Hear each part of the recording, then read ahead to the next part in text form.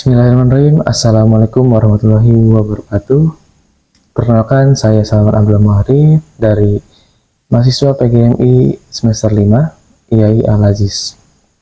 Pada kesempatan kali ini, saya akan menceritakan sebuah dongeng tentang dialog burung pelatuk dan si tupai di perkebunan Pak Tani.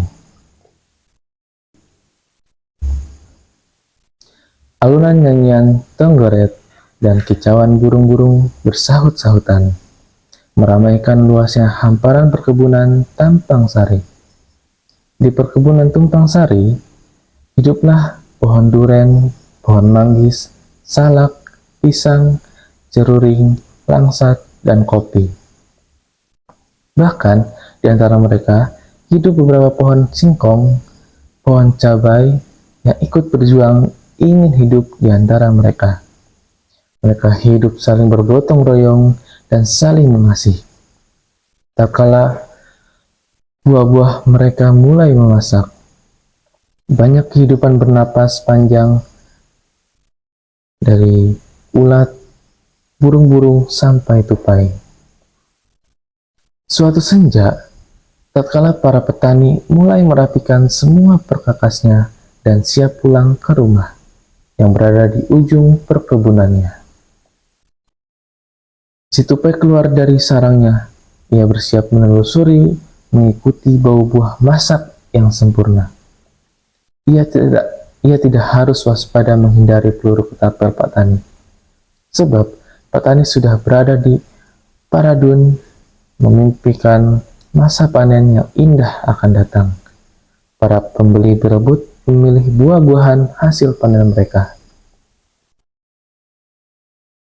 Hai, pelatuk, ternyata kamu sudah duluan di sini.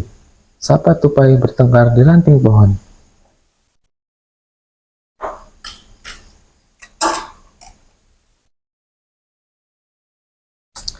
Ya, aku lagi bahagia hari ini, jawab pelatuk yang masih asik mematuk buah duren.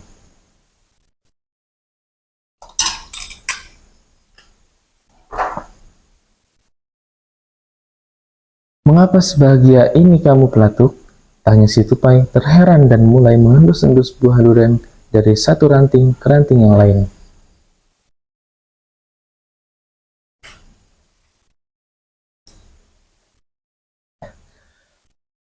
Ada kabar yang mengembirakan. Tuk tuk tuk tuk, jawab pelatuk yang semakin lebar membuat lubang di buah duren. Bau duren semerbak berhembus di balik kulit durennya.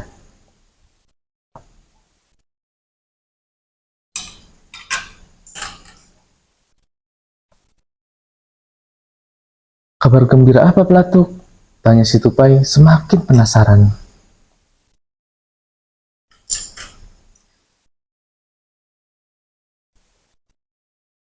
Ada kabar gembira karena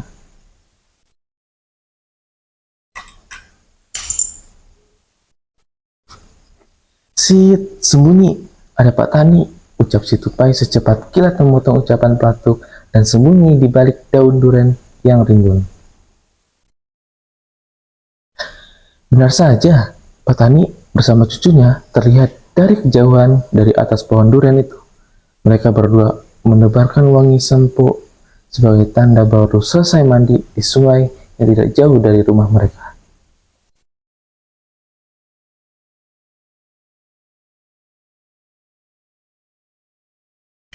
Kek, lihat, ada tupai dan burung pelatuk. Ia ada di pohon duren kita. Mana ketapelnya, kek? Ucap cucu Pak Tani.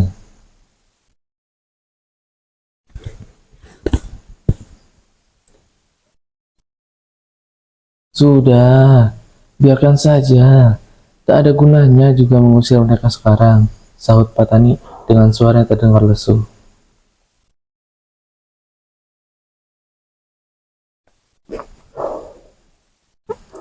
Kenapa, kek? Bukannya biasanya kakek selalu mengusirnya? Biarkan saja mereka menikmati buah-buah itu. Buah-buah itu sekarang tidak ada yang membelinya, toh. Kalau ada yang membelinya, buah-buah itu akan dibeli dengan harga yang sangat murah. ucap petani memberikan penjelasan kepada cucunya.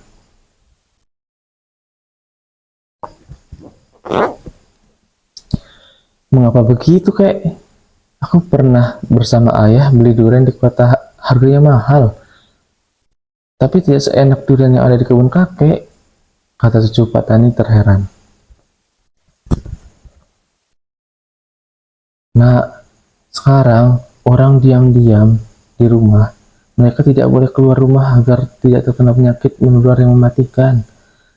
Saudagar-saudagar buah pun tak ada yang datang membeli buah kita. Mereka harus tetap diam di rumah, terang Pak Tani kepada cucunya.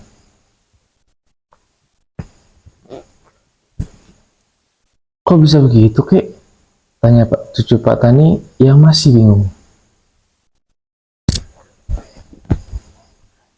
Nah, konon, dulu kala makhluk bermahkota yang sangat kecil dan tidak bisa dilihat oleh mata kita telah bangun dari tidur panjangnya. Ia bisa masuk ke tubuh kita. Di dalam tubuh, makhluk itu bisa menghentikan pernapasan kita.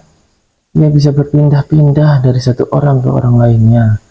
Makanya, orang-orang tak berani keluar rumah, terang Pak Tani.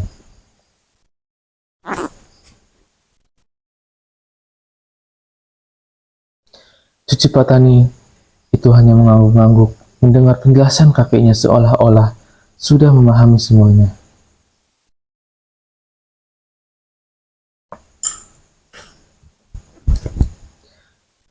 Sekarang ini, cucuku, kita memetik buah yang di kebun hanya untuk kita nikmati sekeluarga saja.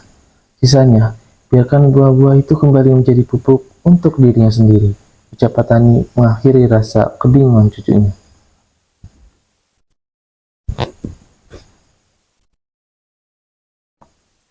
Pak Tani dan cucunya telah semakin jauh mendekati rumah mereka, meninggalkan lambaian daun-daun hijau perkebunan yang diiringi dengan kicauan burung-burung senja. Burung-burung yang hendak menuju ke perpaduan bunga mimpi yang indah tanpa genggaman tangan pemburu. Percakapan mereka pun mulai terdengar sayup-sayup menghilang di telinga para binatang di kebun itu.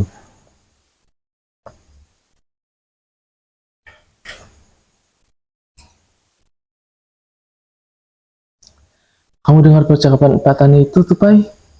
Ucap Ratu dengan santai.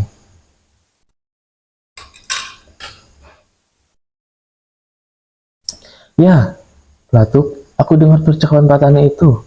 Sahut Tupai keluar dari persembunyiannya.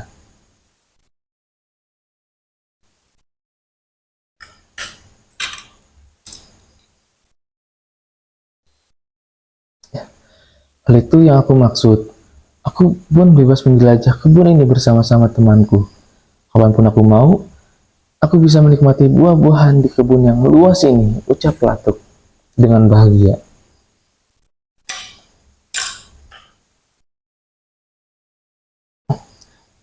Ih, Platuk, aku pulang saja ke sarangku ya.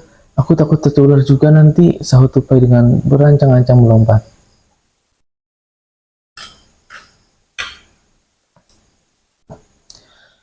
Tertular apa yang kamu takutkan? Kamu ada-ada saja, tanya Platuk menghentikan langkah Tupai.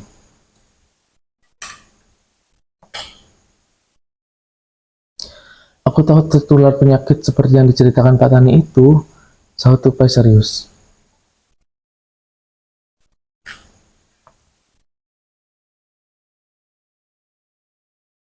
Taktuk, taktuk, taktuk. Platuk tertawa mendengar ucapan Tupai. Hahaha.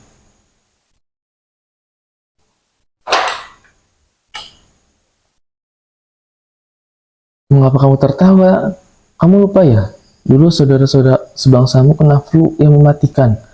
Tidak ada yang bisa yang menyelamatkan mereka. Tak ada yang membawa mereka ke rumah sakit. Bahkan mereka dibakar dan ditimbun dalam tanah agar tidak tertular ke manusia. Jawab Tupai dengan kesal.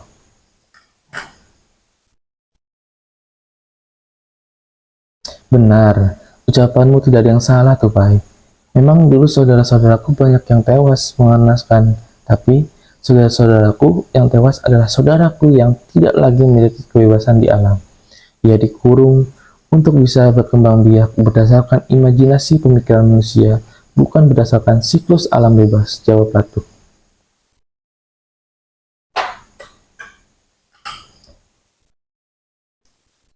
Tupai mendengarkan semua ucapan burung pelatuk dengan serius. Rasa kesalnya mendadak menghilang begitu saja. Jangan-jangan dulu saudara-saudaramu bekerja sama dengan makhluk itu di dalam misi bunuh diri sekaligus membunuh manusia yang merebut kebebasan mereka, ucap Tupai dengan mengungkapkan pemikirannya.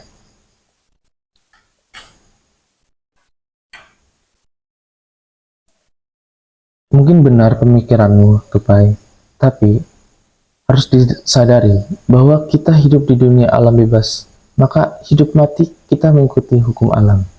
Berbeda dengan hidup manusia, semenjak pemikiran manusia berkembang pesat, ia keluar dari dunia alam bebas, yang menciptakan dunia berteknologi tinggi di atas dunia alam bebas.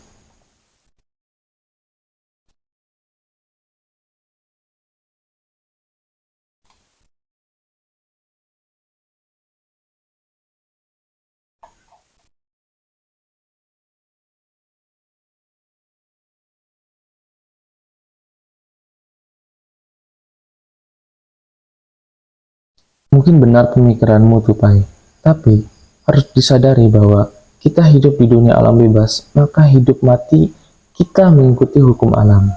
Berbeda dengan hidup manusia, semenjak pikiran manusia berkembang pesat, ia keluar dari dunia alam bebas. Ia menciptakan dunia berteknologi tinggi di atas dunia alam bebas kita. Maka, dalam pemikiran canggih manusia, dunia alam bebas kita bukan bagian dari penghidup dunia mereka, ucap Plato.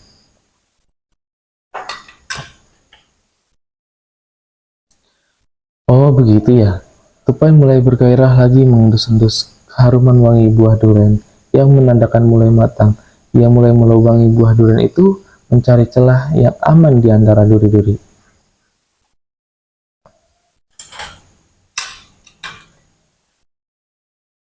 Nah, begitu dong.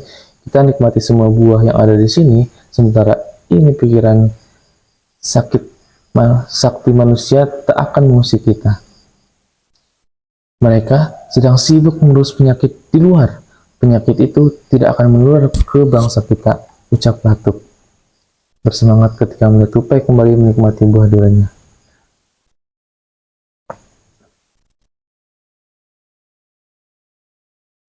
Wush, duk!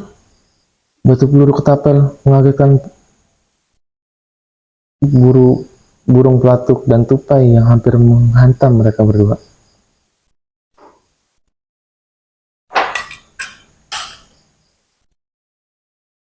Apa itu? Ucap kaget Tupai.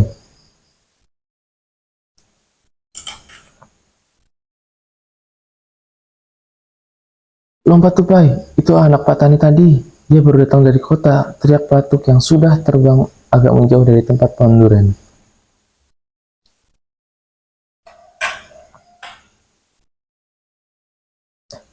Katamu tidak ada yang akan mengusik kita, sahut Tupai melompat ke pohon lainnya.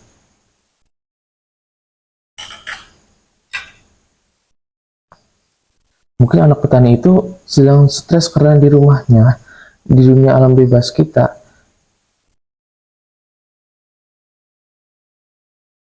Mungkin anak petani itu sedang stres karena dirumahkan di dunia alam bebas kita, teriak Platuk yang masih terbang berputar-putar di atas dekat pohon durian itu.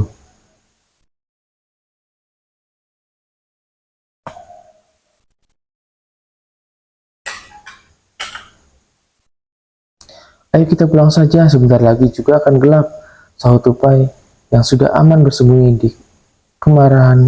dari kemarahan anak petani itu.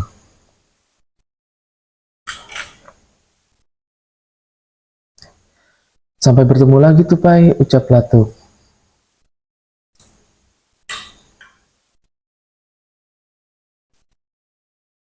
Mereka pergi pulang meninggalkan anak petani sendiri dalam cengkraman kemarahan di kebun itu.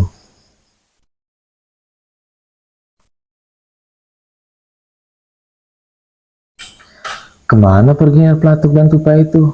Apa pecahkan kepalanya? Dia tidak tahu kalau hidup sekarang lagi susah. Anak petani itu menggerutu sendiri.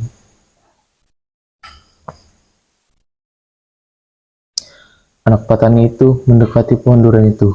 Ia mencari-cari buah durian itu yang mungkin dalam pikirannya sudah ada yang jatuh. Akhirnya, ia temukan dua buah durian terletak di antara rumputan dengan lubang menganga akibat perbuatan Patuk dan Tupai. Dua buah durian itu dibawa oleh anak petani itu.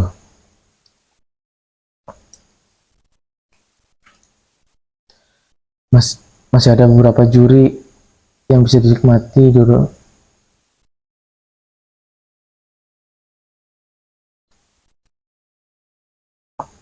Masih ada beberapa buah yang bisa dinikmati dari durian ini. Awas kalau besok ketemu mereka lagi. Aku tidak akan memberikan mereka ampun, pikir anak petani itu.